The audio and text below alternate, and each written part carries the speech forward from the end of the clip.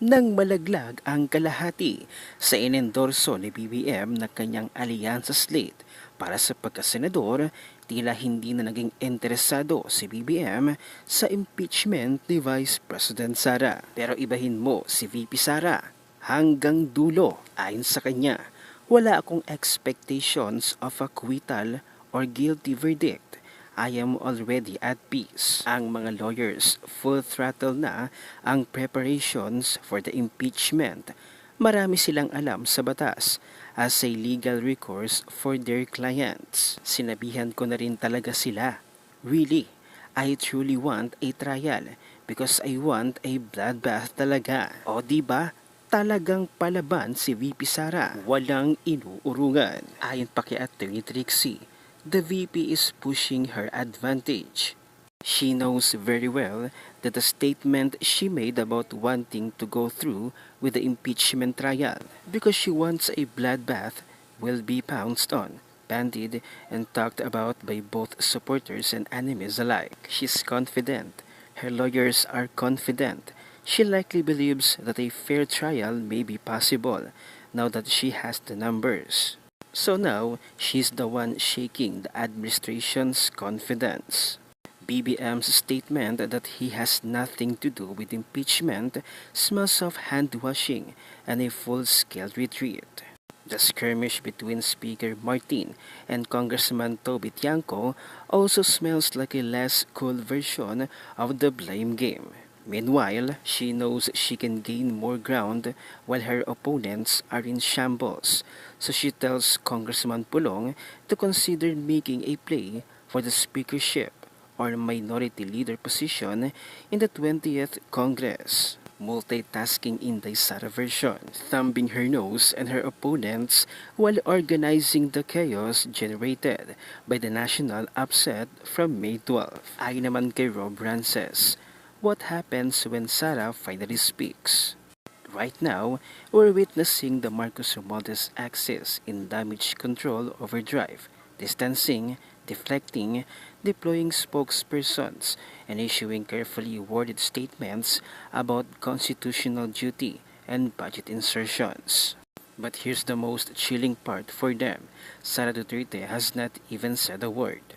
The political scrambling we're seeing, from Representative Toby Tiangco's confessions to the palace sudden detachment from the impeachment, happened before the Vice President has made a single, pointed move that alone speaks volumes. Because if this much panic is triggered without her stepping forward, what happens when she finally does?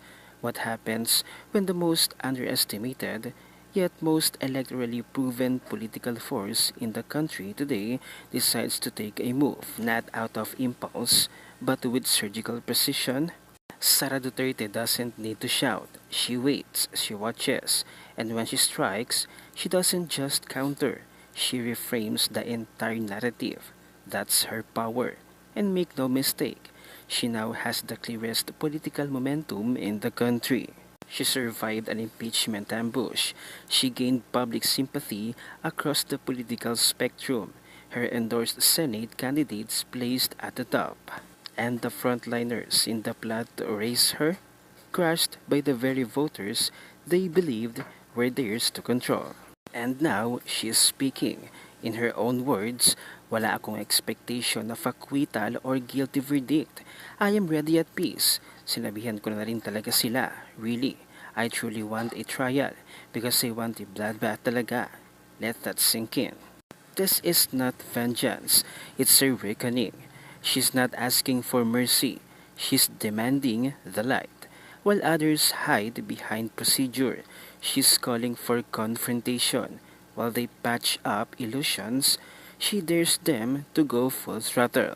The Marcos Romualdez camp is burning political capital by the hour just to keep the illusion of control alive.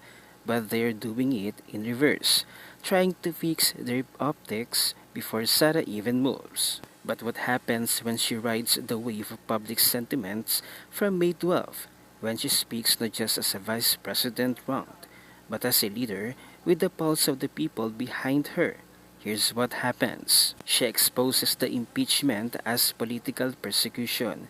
She positions herself as a firewall against the Marcos Araneta Romualdez dynastic consolidation. She ignites a groundswell from Mindanao to Manila, and she doesn't just re-enter the 2028 equation, she dominates it. So if this much panic is what the Marcos Romualdez camp is showing now, they better brace for what's next. The past has proven it.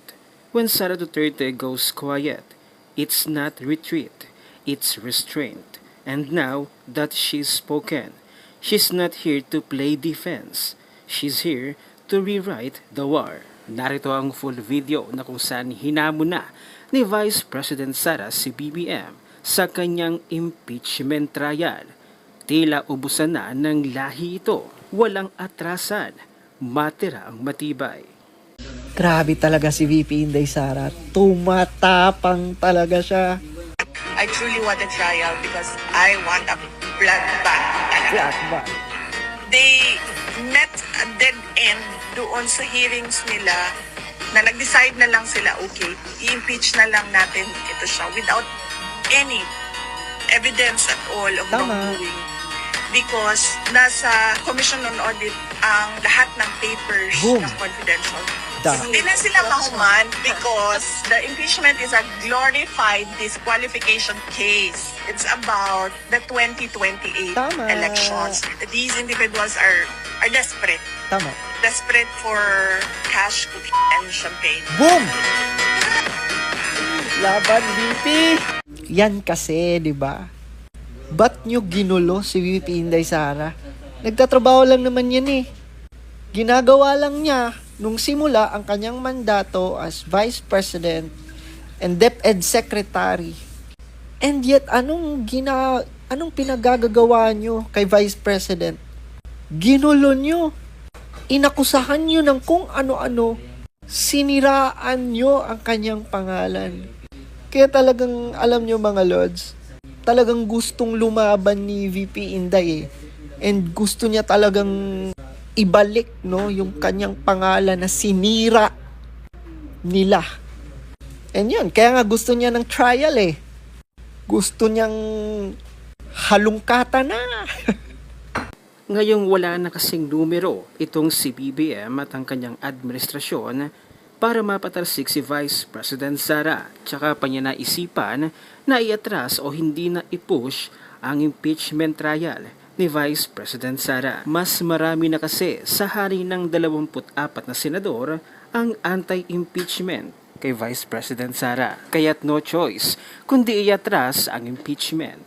Ano ang inyong opinyon? Huwag nang kalimutang share ang video na ito, mag-iwan ng comment at like.